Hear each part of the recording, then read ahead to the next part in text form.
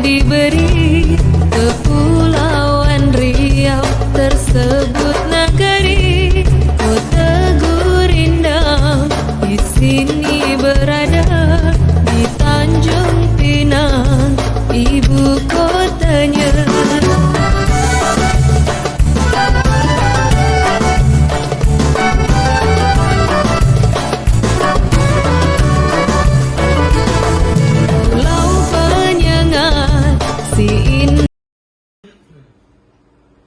Assalamualaikum warahmatullahi wabarakatuh. Selamat siang, salam sejahtera untuk kita semua. Salatu wassalamu ala asyrofil anbiya'i wal mursalin wa ala alihi washabihi ajmain. Amma ba'du. Yang pertama yang terhormat Ibu Kepala Sekolah SD 05 Bukit Bestari atau yang mewakili. Kemudian yang kedua yang saya hormati Bapak Ibu Majelis Guru yang sedang berkesempatan hadir pada kegiatan kita pada siang hari ini. Baiklah Bapak Ibu, di sini saya diberikan amanah dalam kegiatan calon guru penggerak angkatan 11, di mana akan menyampaikan penyebaran pemahaman dan penerapan pengalaman budaya positif yang akan kita terapkan di lingkungan sekolah. Baiklah, sebelumnya saya memperkenalkan diri dulu ya. Nama saya Muhammad Arifin. Saya adalah salah satu kandidat calon guru penggerak di angkatan 11 yang sedang berjalan. Kemudian saya difasilitasi oleh dua orang hebat ini. Yang pertama adalah Pak Sugeng Fitriaji. Beliau adalah pengajar praktik saya yang membimbing saya ketika kegiatan tatap muka. Kemudian ada Pak Peggy Jasmine. Beliau adalah fasilitator yang membimbing dalam hal pembelajaran di tatap maya atau secara online. Baiklah Bapak Ibu, di sini yang pertama itu adalah konsep inti budaya positif. Itu dari ilmu yang saya dapat. Di sini ada perubahan paradigma belajar, kemudian disiplin positif, kemudian nilai-nilai kebajikan, seterusnya kebutuhan dasar manusia, motivasi perilaku manusia, posisi kontrol guru, keyakinan kelas, dan segitiga restitusi. Nah, inilah konsep inti dari budaya positif. Baiklah, untuk yang berikutnya adalah pembelajaran dengan paradigma baru. Pembelajaran dengan paradigma baru ini merupakan pembelajaran yang dirancang berdasarkan prinsip pembelajaran berdiferensiasi sehingga para peserta didik belajar sesuai dengan kebutuhan berdasarkan tahap perkembangannya sesuai dengan psikologi modern untuk mewujudkan pelajar profil Pancasila. Profil pelajar Pancasila itu ada di sini Bapak Ibu ya, yaitu pertama beriman dan bertakwa kepada Tuhan Yang Maha Esa, kemudian mandiri, bernalar kritis, kreatif, gotong royong, dan berkebenekaan global. Untuk yang berikutnya adalah miskonsepsi tentang teori kontrol. Nah, di sini yang sedang kita jalani pada saat ini Bapak Ibu ya, atas sebelumnya posisi kita itu adalah sebagai kontrol. Di sini adalah ada ilusinya guru mengontrol murid. Kemudian ada ilusi bahwa penguatan positif efektif dan bermanfaat. Kemudian ada ilusi bahwa kritik dan membuat rasa bersalah mampu menguatkan karakter. Selanjutnya ada ilusi bahwa orang dewasa berat memaksa. Nah, di sini posisi yang kita lakukan. Pribadi saya juga pernah melakukan hal ini. Saya menganggap bahwa anak atau peserta didik ini bisa kita kontrol. Nah, itu Bapak Ibu ya. Kemudian yang berikutnya adalah mengubah paradigma stimulus respon ke pendekatan teori kontrol. Di sini ada stimulus respon, kemudian realita yang sebenarnya terjadi. Contohnya adalah di sini realita kebutuhan itu kita menganggap sama, padahal kenyataannya kebutuhan itu kita setiap orang itu berbeda. Begitu juga dengan peserta didik Bapak Ibu ya. Kemudian yang kedua, semua orang melihat hal yang sama. Realitanya adalah setiap orang ini memiliki gambaran yang berbeda. Itulah yang terjadi. Kemudian yang berikutnya, kita mampu coba mengubah orang agar berpandangan sama dengan kita. Realitanya yang sebenarnya adalah kita harus berusaha memahami pandangan orang lain tentang dunia. Yang berikutnya, kita beranggapan perilaku buruk dilihat sebagai suatu kesalahan. Realitanya adalah semua perilaku memiliki tujuan. Nah, ini bisa kita ambil contoh bahwa kalau di lingkungan anak-anak, kita menganggap anak-anak yang kita kategori nakal ini adalah sebagai kesalahan. Tetapi di balik itu, setiap anak yang berbuat itu ada maksud dan tujuannya. Itu Bapak Ibu ya. Yang berikutnya adalah orang lain bisa mengontrol saya. Hanya ada yang bisa mengontrol diri Anda. Nah, di sini stimulusnya atau kejadian sekarang ini, orang lain bisa mengontrol saya. Kayak anak, kita bisa mengontrol anak gitu. Itu anggapan kita. Tapi sebenarnya hanya diri sendiri yang bisa mengontrol diri itu tersebut. Nah, itu Bapak Ibu ya. Kemudian yang berikutnya, saya bisa mengontrol anak-anak di kelas. Mereka memiliki hal yang berbeda-beda. Nah, di sini yang selanjutnya adalah pemaksaan pada saat rujukan gagal. Kelihatannya adalah kolaborasi dan konsensus menciptakan pilihan-pilihan baru. Yang terakhir, stimulus responnya adalah model berpikir menang atau kalah. Realitanya adalah model berpikir menang-menang. Untuk yang selanjutnya adalah disiplin positif, Bapak Ibu ya. Disiplin ini berasal dari kata disciplina yang berarti belajar. Disiplin mengacu pada disiplin diri yang memiliki tanggung jawab terhadap apa yang dilakukan berdasarkan nilai-nilai yang diyakini. Terima kasih Bu ya. Selanjutnya Bapak Ibu ya. Disiplin positif itu memiliki arti salah satu cara penerapan disiplin yang bertujuan untuk menumbuhkan kesadaran serta memberdayakan peserta didik tanpa imbalan, penghargaan atau ancaman ataupun hukuman.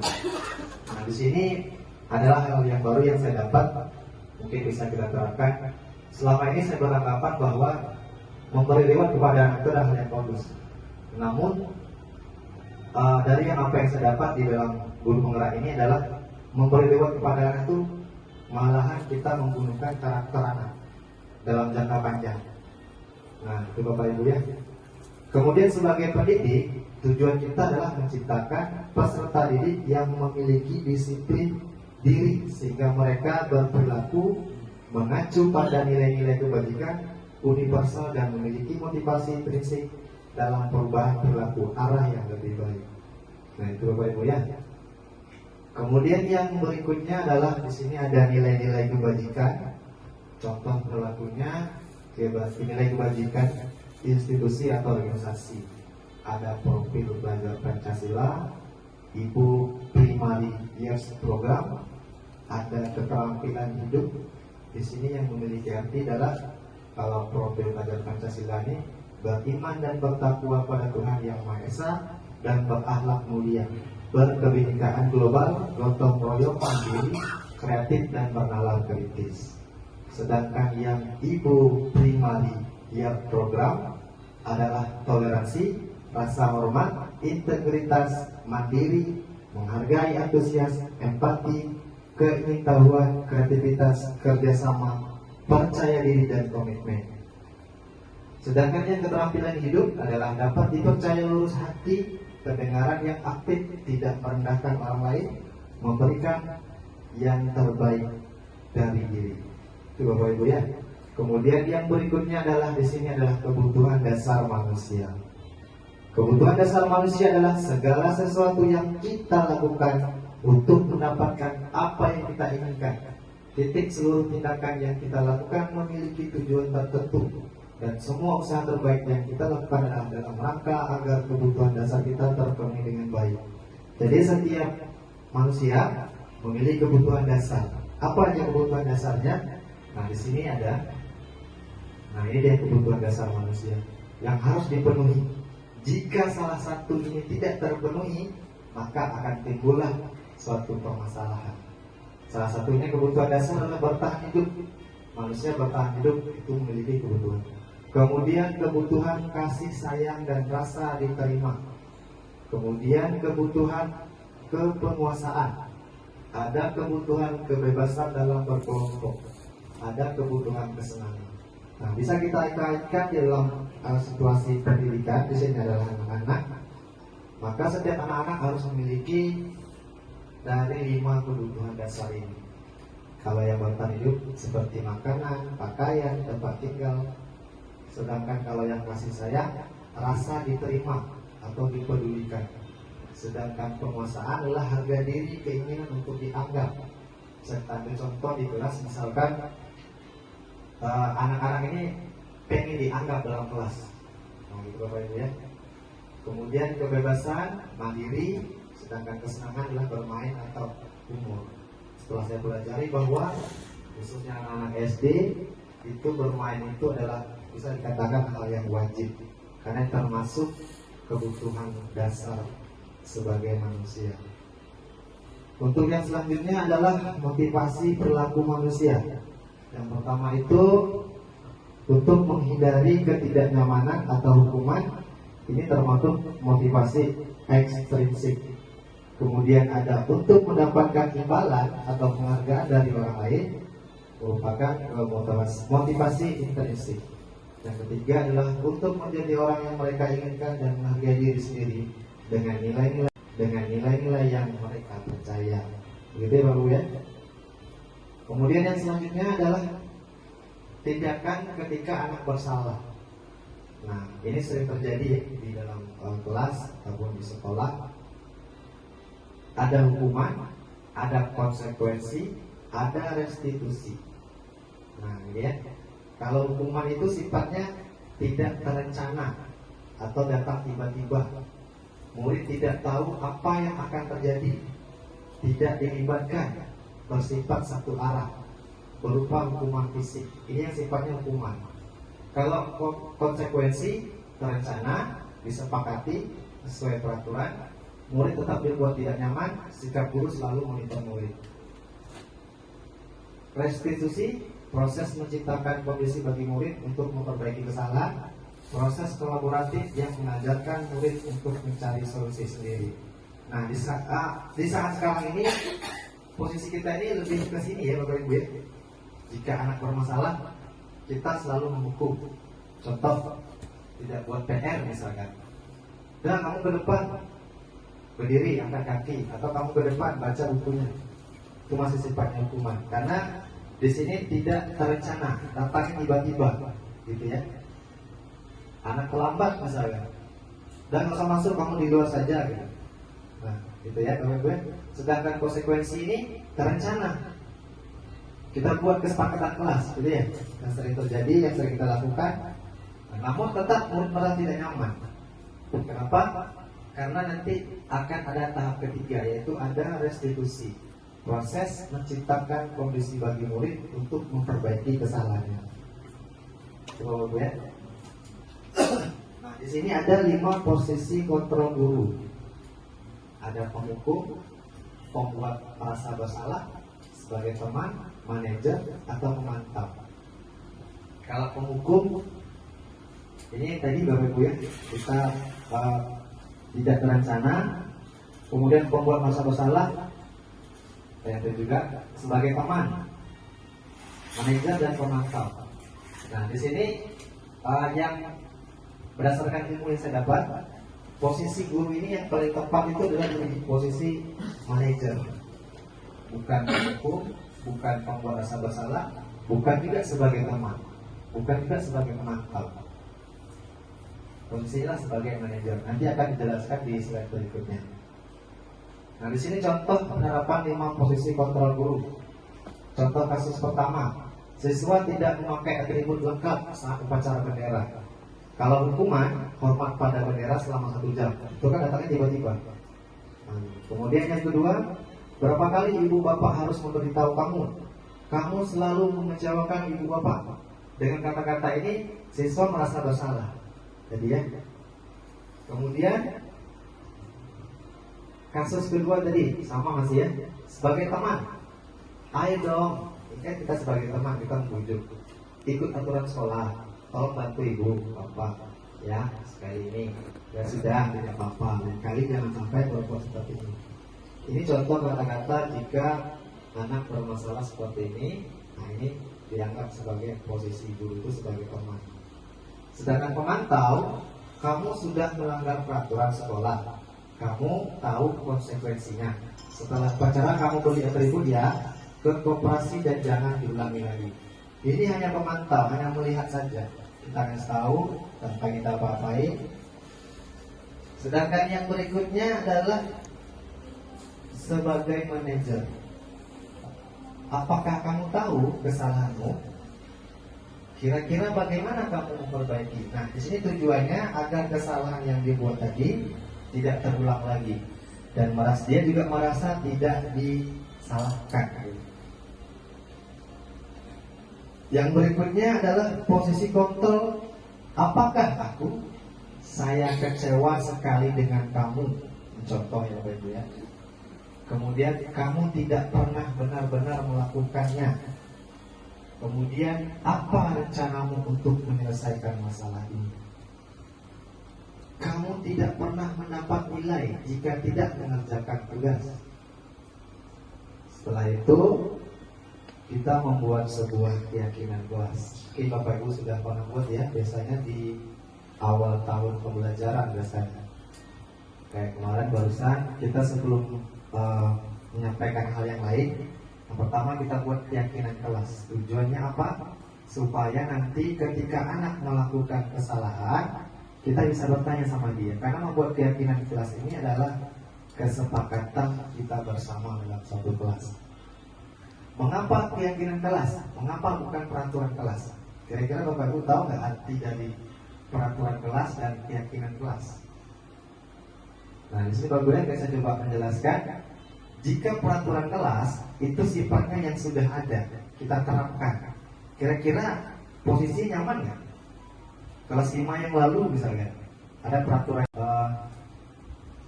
tidak boleh datang terlambat, gitu. Sanksinya ada bla bla bla bla gitu ya. Sedangkan kalau keyakinan kelas itu adalah hal yang terencana yang sudah kita sepakati bersama. Dalam membuat keyakinan kelas ini ada beberapa tahapan ya Bapak Ibu ya. Yang pertama adalah peraturan. Dari peraturan tadi kita turunkan menjadi kesepakatan. Nilai-nilai kebajikannya contoh begini Bapak Ibu. Dilarang membawa senjata tajam misalnya. Itu kan peraturan Bapak Ibu ya. Nah, dari itu kita bisa turunkan ke kalimat positifnya lagi. Siswa diharapkan tidak membawa senjata tajam pada saat praktek gitu ya, akan disediakan oleh guru atau pihak sekolah. Nah, di sini ada Bapak Ibu. Keyakinan kelas itu bersifat abstrak. Kemudian berupa pernyataan universal, dibuat dalam pernyataan positif, sedikit saja agar mudah diingat, sesuai dengan kondisi kelas dan sekolah sehingga mudah diterapkan. Semua warga sekolah di kelas dilibatkan saat membuat keyakinan kelas. Jadi kita sudah sepakat gitu. Ada kata sepakat di situ. Yang berikutnya adalah di sini ada segitiga restitusi. Itu artinya suatu proses dialog yang dijalankan oleh guru agar dapat menghasilkan murid yang mandiri dan bertanggung jawab.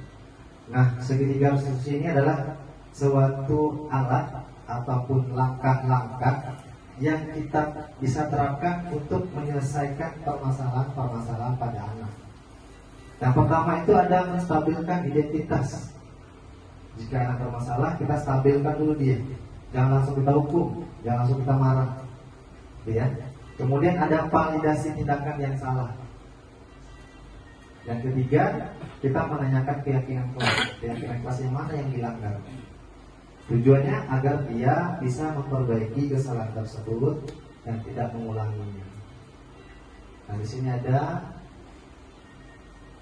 menstabilkan identitas. Contohnya, berdasarkan prinsip membuat kesalahan ada bagian dari proses pembelajaran. Kita sampaikan kepada anak, berbuat salah itu hal yang wajar, seolah dia menyadari. Bapak pun juga pernah salah, itulah kira-kira. Kemudian tidak ada manusia yang sempurna. Kita berikan pahaman kepada anak. Bapak ibu juga pernah melakukan itu. Ibu bapak tidak mau mencari siapa yang salah, tapi ibu bapak mencari solusi dari permasalahan ini. Nah, gitu. Kamu berhak merasa begitu. Kemudian yang berikutnya adalah kalimat dari validasi tindakan ini. Kamu pasti punya alasan. Kita tanyakan alasannya. Setelah kita stabilkan tadi, kita validasi. Padahal kamu bisa melakukan yang lebih buruk dari ini. Kamu patut bangga karena telah melindungi suatu hal yang penting. Kamu melakukan karena mempertahankan suatu yang penting bagimu. Ini contoh kalimat validasi Bapak Ibu ya, dalam segitiga resolusi tadi. Kemudian yang berikutnya, menanyakan keyakinan. Kan keyakinan sudah kita buat pada awal pembelajaran. Apa keyakinan kelas kita? Misalkan dia salahnya tidak buat PR, berarti kan disini kan tanggung jawab. Kemudian nilai apa yang telah disepakati bersama? Seperti apa gambaran sebuah kelas yang ideal menurut kamu? Kamu ingin menjadi orang yang seperti apa? Katanya kan hal-hal ini contoh aja, bisa kita ubah, bisa kita variasikan dengan di lapangan. Yang berikutnya adalah contoh penerapan segitiga resolusi. Nah, di sini ada penutup. Dalam penerapan program disiplin positif, hendaknya guru memiliki standar kepribadian profesional dan sosial yang baik, di mana guru mampu merefleksi dirinya dalam posisi kontrol saat ini. Bagaimana perjalanan dirinya sebagai amung, manajer yang menuntun murid-muridnya menjadi insan yang mandiri, merdeka, dan bertanggung jawab. Terima kasih Bapak Ibu ya. Cukup sampai di sini. Salam guru penggerak, tergerak, bergerak dan menggerakkan. Baiklah Bapak Ibu, mungkin di sini ada yang ingin bertanya. Kalau ada saya persilakan. Oke baik, kalau nggak ada kita tutup aja Bu ya. Cukup sampai di sini. Terlebih terkurang saya mohon maaf apabila terdapat kata-kata yang salah atau menyinggung perasaan Bapak Ibu. Tujuan saya di sini adalah hanya untuk berbagi praktek baik, untuk memperbaiki dunia pendidikan pada saat ini. Saya akhiri, wabillahi taufiq wal hidayah. Assalamualaikum warahmatullahi wabarakatuh.